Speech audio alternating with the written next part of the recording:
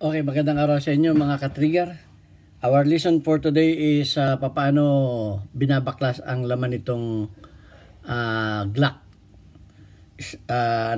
Ang laman ng ng slide ng Glock. So kasi may nagtanong lang sa akin. So napakadali nito. Ganito lang 'yan. Kukuha lang tayo ng maliit na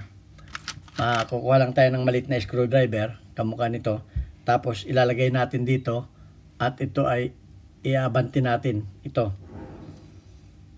Iabanti lang natin ito, itataas lang natin ito ng may plastic kasing housing yan dito. Iaano lang natin ito. So ganito. Pagka yan ay nakabig natin ng kabigin natin, saka natin ngayon bubunutin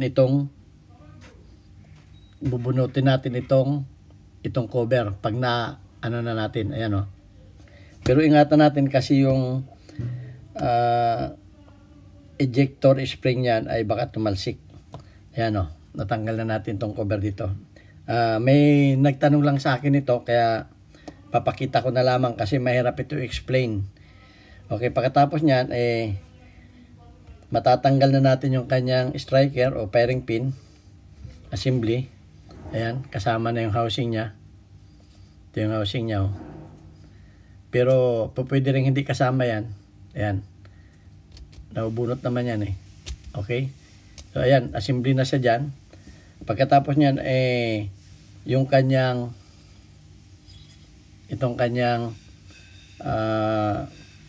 plunger ng kanyang extractor. Pagkatapos niyan itong firing pin safety block ipipress natin para matanggal natin yung extractor niya. Ayan. Natanggal na natin extractor niya. Pagkatapos ay matatanggal na natin yung kanyang firing pin safety block. Ngayon, ang pagkakabit niyan ay ganoon din. Kung ano yung una nating huli nating tinanggal, yun din una nating kakabit. So ganito. Babalik na ulit natin yan. Tapos ibabalik natin yung kanyang extractor kung paano yung dating tayo niya. Yan. Pipress lang natin yung kanyang safety block para pumunta siya sa tamang tamang position. Tapos ilalagay na uli natin itong kanyang unahin natin itong sa labas yung may spring. Unahin natin itong plunger. Okay, ilalagay na, susot na natin yan doon sa butas niya. Okay, pagkatapos ay kakabit na natin yung assembly ng kanyang striker. Ayan. Kabit natin pa ganon. Ayan, pag nakapasok na, saka natin ito ipoporma na itong cover na to. Okay, pag nakaporma na siyang ganyan, ang gagawin lang natin tutusukin lang natin ito. Kukuha tayo ng isang dowel, tapos tutusukin natin yung kanyang housing para pumasok.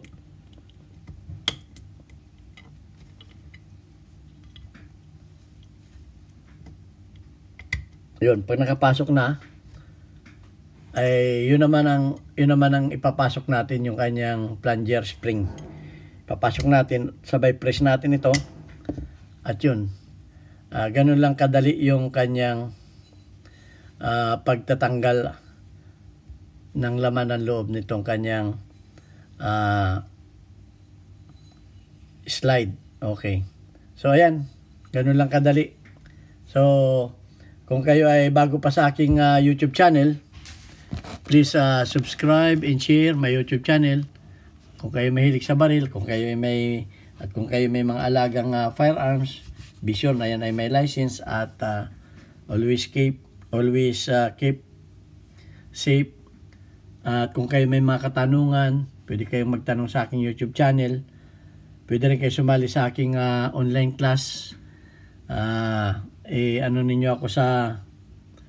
Message ninyo ako sa aking Messenger, Facebook, at sasali ko kayo sa aking online class. Mag-inquire kayo doon at may kaunti lang interview.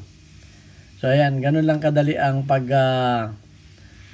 kalas at kabit ng firing pin striker, safety block, extractor at saka plunger.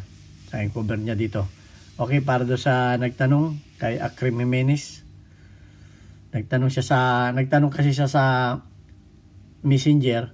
Ngayon hindi naman ako nagtuturo ng singgilan sa Messenger kundi sa group chat. So dinaan ko na lamang dito sa ang pagtuturo dito sa YouTube para lahat. Kasi hindi ako nagtuturo nung one-on-one. Gusto ko pa ako nagturo.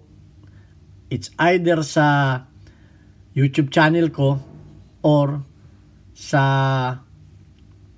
group chat sa online class. Kasi mahirap naman yung pagsagot na lamang ng inyong mga tanong sa YouTube, malaking bagay na sa aking oras ang nawawala. So tapos tuturuan ko pa kayo ng isa-isa, parang nagiging private tutor ninyo ako. Kaya hindi ko kaya yung ganun. So minarapat ko na dito ko na lamang ituro para kay Akrim Jimenez sa YouTube channel para lahat ay makikinabang, maraming makikinabang. Okay? Kasi bandang huli, itatanong uli ito sa akin ng iba. Di panibagong turo na naman. So isang turuan lang. At kung kayo ay may mga katanungan, please i-review muna ninyo yung aking mga videos. Kasi yung tanong ninyo kalimitan paulit-ulit lang nandun na lang naman So ang ginagawa ko na lang ngayon, yung mga short videos na, isang tanong, isang sagot. Kasi minsan, kamukha sa Q&A, question and answer, ang daming tanong doon, mga 10 minsan. So sasagutin ko lahat yun. Ngayon, nasagot ko na. Wala sa title. Hahanapin ngayon ninyo. Hindi naman kayo talagang yung karamihan. Hindi naman sumusubaybay dun sa lahat ng videos ko. So, kung ano lamang yung problema, yun ang hanapin. Kung wala sa title, hindi kumbaga, hindi ma-locate yung problema niya. So, tatanong ulit sa akin. Kaya, ang ginagawa ko, isang tanong, isang sagot na lang. Isang title. So, ayan. Kamukha nung last, videos ko, kanina lang, in-upload ko na. Bakit hindi umikot ang bula pag may bala ang revolver? So, ayan, panoorin ninyo. At kung papanoorin lamang ninyo ang aking mga videos at inyong pag-aaralan, I'm sure magiging gunsmith kayo. Ako nga, walang akong pinanood. Self-study ko lang. Natuto ako, nagbasa-basa lang ako ng mga gunsmithing book. Sinamahan ng lakas ng loob. Yun, nakapag-abroad. Kaya naabot ko itong kalagayan to. Kung kaya ko, kakayanin ninyo. Dahil maraming nagmi-message sa akin, sir, gusto ko rin maging gunsmith. Mag-umpisa muna kayo sa pagiging researcher. O nga pala, ang naging sira nito, ito ay napigtal ito. Ito napigtal ito. So, nirepair ko ito. Ayan, medyo minodified ko ng kaunti kasi manipis yung dati niya, yung original na, ginawa ko ng medyo makapal to para medyo may tibay. So, ayan. Pagkatapos niyan, niretouch ko na lamang ng slow rust bluing. So kung magandang gusto niyo na magandang retouch o matuto kayo mag-review, anuhin niyo yung Wallace Habis sa Facebook para malaman niyo kung paano. Hindi ko na ituturo yun kasi tinuro na yun sa Facebook ni Wallace Habis, yung kanyang yung kanyang FB page, Wallace Habis. Makakabili kayo ng chemical ORG slow rust blowing sa Lazada at saka sa I think sa Shopee. So ang procedure mapapanood niyo sa Facebook, Wallace Habis. So ayan, hanggang dito na lamang at sana kahit papano ay kahit maliit may natutunan kayo. Alam niyo kahit yan ay maliit na bagay, pag bandang huli alam na ninyo. Importante may natutunan kayo kahit maliit na bagay, mapapakinabangan din yan pagdating ng panahon. So ito ang inyong Pinoy Paramis Instructor. Sana mga OFW, anong oras man dyan sa inyo, umaga, tanghali, hapon, gabi, madaling araw, sana tayong lahat ay okay, nasa mabuting kalagayan at bawal tayo magkasakit. Okay, God bless us all. Hanggang sa muling videos ko Sana ay may natutunan kayo sa akin sa aking maliit na kaalaman. Okay, maraming salamat sa inyo lahat and God bless us all.